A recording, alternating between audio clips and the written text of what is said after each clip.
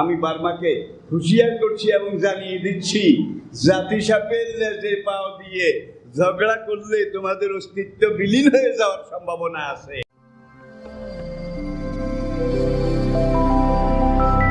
AtoZ Bangla, follow the rules of Islam. গত 2 মাস থেকে পার্শ্ববর্তী দেশ বার্মার সাথে আমাদের বর্ডার নিয়ে কোনোদিন কোনো কিছু ছিল না, কোনো সংঘাত, কোনো সংঘর্ষ, কোনো মারামারি ঠেলাঠেলি এটাও ছিল না। এখনো আমরা মনে করি নাই। আমাদের বান্দরবন, খাগড়াছড়ি, টেকনাফ একটা দক্ষিণ পূর্ব কোণ, বাংলাদেশের দক্ষিণ পূর্ব কোণ। এখানে 300 কিলোমিটার বর্ডার, 300 কিলোমিটার বার্মার সাথে বাংলাদেশের, আর বাকি সব বর্ডার কিন্তু ভারতের সাথে। ভারত আমাদের বৃহত্তম প্রতিবেশী। আমরা সবসময় চেষ্টা করি প্রতিবেশীর সাথে ভালো সম্পর্ক এটা রেখে চলার জন্যে। কেননা নবীজি হাদিসে ইরশাদ করেছেন, তোমাদের মাঝে ওই ব্যক্তি সবচেয়ে উত্তম যে ব্যক্তিকে তার প্রতিবেশীরা বলে লোকটা ভালো। বর্তমান দুনিয়ার আন্তর্জাতিক পর্যায়ে ফরেন রিলেশনে এই দৃষ্টিকোণ থেকে ভারত আমাদের প্রতিবেশী, বৃহৎ প্রতিবেশী। আর বার্মা 300 কিলোমিটার, হাজার হাজার কিলোমিটারের মধ্যে 300 কিলোমিটার, এবং এই সর্বদক্ষিণ পূর্বের বর্ডারে আমরা বার্মার সীমান্তের সাথে লাগা। জাতিগতভাবে তাদের মেজরিটি বৌদ্ধ। বুদ্ধং শরণং গচ্ছামি, সংঘং শরণং গচ্ছামি, ধম্মং শরণং গচ্ছামি। এটা হলো বুদ্ধ ধর্মের মূল নীতি, মূল কথা, মহর্ষি বুদ্ধদেবের বাণী। কিন্তু গেল কয়েক মাস থেকে বার্মাতে সামরিক শাসন চলছে। তাদের দেশ, তাদের সামরিক শাসন, আমাদের কিছু যায়ও না আসেও না। এটা নিয়ে আমরা চিন্তাও করি না, মাথাও ঘামাই না। দীর্ঘদিনের সামরিক শাসন একটা দেশকে কোথায় নিয়ে যায় এটা বোঝার জন্যে বর্তমান বার্মার অবস্থাটা আমাদেরকে পর্যবেক্ষণে রাখা দরকার। মাঝখান দিয়ে কয়েক বছর গণতন্ত্র ছিল, তার আগে দীর্ঘ বছর যুগব্যাপী এই বার্মাটা সেনাবাহিনীর শাসনে ছিল, এখনো তাই। আর সেনা শাসনের দেশে কোনো পার্লামেন্ট থাকে না, কোনো মন্ত্রী পরিষদ থাকে না, কোনো সচিব থাকে না। মূলত ওয়ান ম্যান কমান্ড, প্রধান সেনা শাসক, তার কথাই কথা, তার শাসনই শাসন। এটাও তাদের ব্যাপার। আমরা এটার পক্ষেও নই, বিপক্ষেও নই। এখন বার্মার চীন বর্ডার থেকে শুরু করে, চীন পূর্ব দিকে, উত্তর পূর্ব কোণ থেকে শুরু করে বাংলাদেশের টেকনাফ, খাগড়াছড়ি, বান্দরবন, এই যে এলাকা নিয়ে 300 কিলোমিটার সীমান্ত বার্মার আর আমাদের মধ্যে। সেখানকার আরাকান আর্মির নেতৃত্বে আরো অনেক ছোট বড় বিভিন্ন বিদ্রোহী গ্রুপ, তারা বার্মার সেনাবাহিনীর বিরুদ্ধে গেরিলা যুদ্ধ করছে। এটাও অনেক বছর থেকে গেরিলা যুদ্ধ, তাদের যুদ্ধ তাদের দেশে, এটা নিয়েও আমাদের কোনো কথা নাই, তাদের ঘরোয়া ব্যাপার। কিন্তু সেখানে বার্মার সেনাবাহিনী তারা ওই গেরিলাদেরকে মোকাবিলা করার জন্য বাংলাদেশের এই বর্ডার এইটাকে বেছে নিয়েছে। আর বান্দরবান, খাগড়াছড়ি, টেকনাফের পূর্ব দিকে বর্ডারের কিছু এলাকা নাক নদী, নদীর মাঝখান হলো 0 পয়েন্ট। এরপরে বাকি রাঙ্গামাটি, খাগড়াছড়ি, বান্দরবান এই পুরো এলাকাটা ঘোর ঘন জঙ্গল, পাহাড়, বন জঙ্গল বেষ্টিত। বার্মার বিদ্রোহী গ্রুপের কিছু গেরিলা ওই সৈন্যবাহিনীর সাথে যারা যুদ্ধ করে, আর গেরিলা যুদ্ধের নিয়মই হচ্ছে তারা পালিয়ে থাকে, এখান থেকে বের হয়ে একটা কিছু করে আবার পালিয়ে থাকে। কিছু গেরিলা বার্মার সীমান্তের জঙ্গলে, তাদের 0 পয়েন্টের ভিতরে, বার্মার ভিতরে। আর বার্মা বলতে এই এলাকাটা কিন্তু একটা প্রদেশ, আরাকান এবং চীন, এই দুইটা প্রদেশ। এখানকার আজকের কয়েক বছরের গেরিলা যুদ্ধে বার্মার সেনাবাহিনীর অবস্থা কিন্তু সাংঘাতিক খারাপ। এখন গেরিলাদেরকে প্রতিহত করতে না পেরে তারা বাংলাদেশের দিকে মর্টার শেল নিক্ষেপ করে, গোলাগুলি নিক্ষেপ করে, এবং তাদের জঙ্গি বিমান বাংলাদেশের ভৌগোলিক সীমা এটা কয়েকবার লঙ্ঘন করেছে।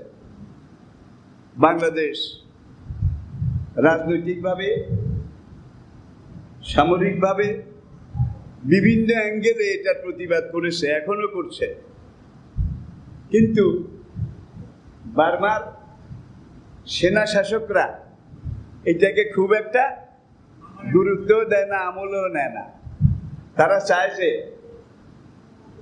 যে নাফ নদী তো রয়েছে, নাফের এই দিকে একবারে বান্দরবান বর্ডার পর্যন্ত যে বিশাল জঙ্গল, পাহাড়, এই এলাকাটা বার্মাও চায়, বার্মার সেনাবাহিনী তারাও চায় যে এই এলাকাটা যদি বার্মা দখল করে নিতে পারে তাহলে তাদের আগামী দিনের জন্য গেরিলাদের মোকাবিলা করতে সুবিধা হবে।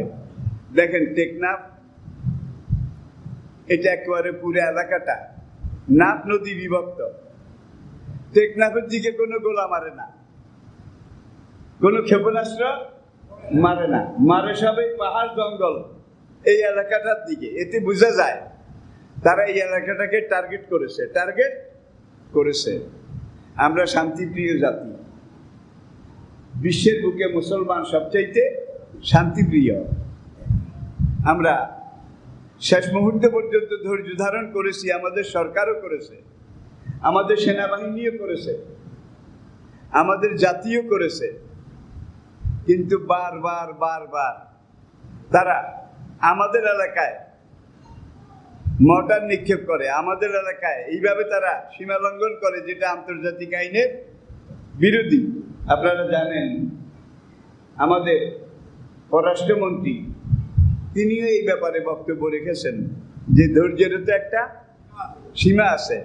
আর বাংলাদেশ গত 3 মাস পর্যন্ত যেইভাবে ধৈর্য ধরেছে, বারবার তারা সীমা লঙ্ঘন করেছে, বাংলাদেশ পাল্টা জবাব দেয় নাই।